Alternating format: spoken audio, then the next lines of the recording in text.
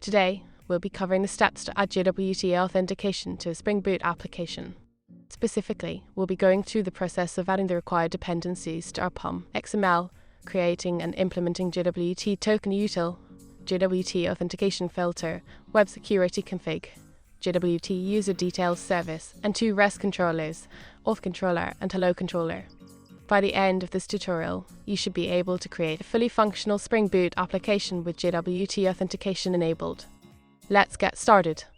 The first step in integrating Spring Boot with JWT is to add the required dependencies to our POM XML. We'll be using several dependencies to enable JWT authentication in our Spring Boot application.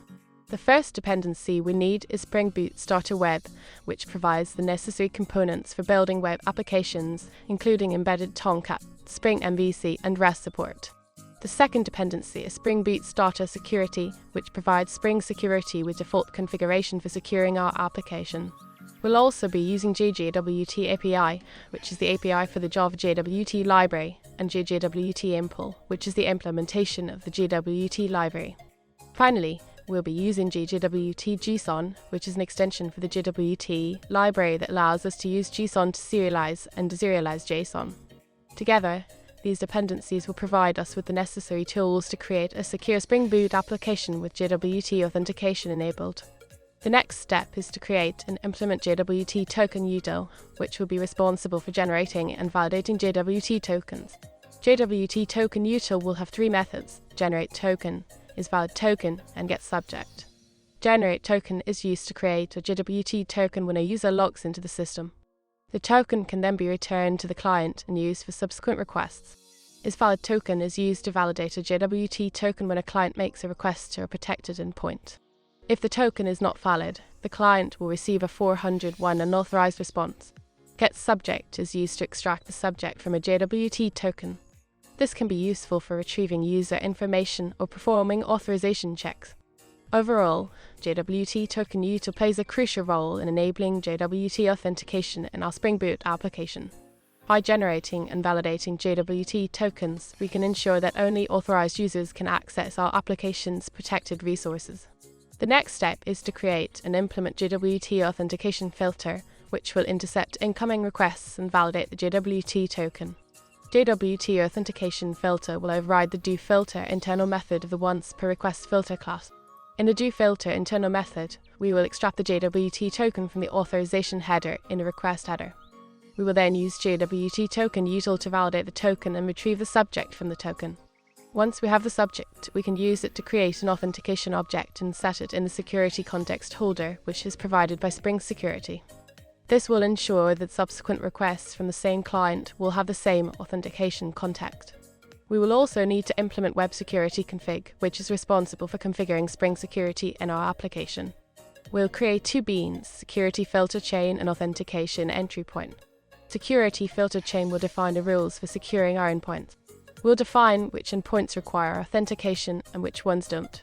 We'll set permit all for the /login endpoint, which means that anyone can access this endpoint without authentication, as this is where users will log in and obtain a JWT token.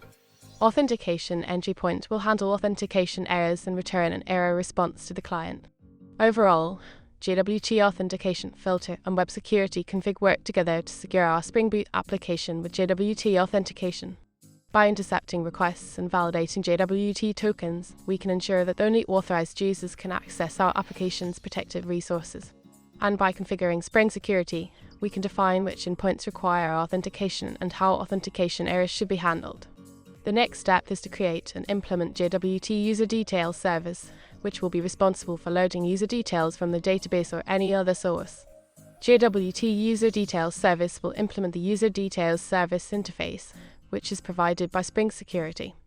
We'll override the load user by username method, which takes username as a parameter and returns the user details object containing the user's details.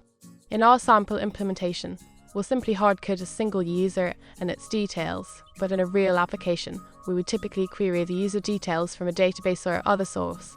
Finally, we'll create 2 REST controllers, auth controller and hello controller.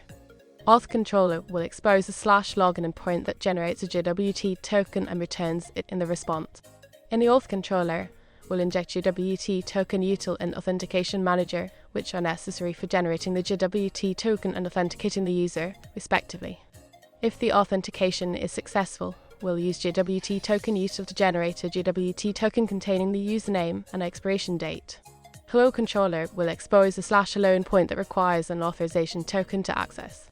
Now that we've implemented the /login and /hello endpoints in our Spring Boot application, we can test them using Postman. To test the /login endpoint, we'll use post request with the username and password in the request body. To test the /hello endpoint, we'll use a get request with the JWT token and authorization header. By testing the endpoints using Postman, we can ensure that our Spring Boot application is functioning correctly and that JWT authentication is working as expected. This is an essential step in any API development process to ensure that the endpoints are secure and performing as expected. You've now learned how to integrate Spring Boot with JWT. In this tutorial, we covered the steps to add required dependencies in POM, XML, creating and implementing JWT token Util, JWT authentication filter, web security config, JWT user details service, and two REST controllers, auth controller and hello controller. With these components in place, you should now have a fully functional Spring Boot application with JWT authentication enabled. Thanks for watching and happy coding!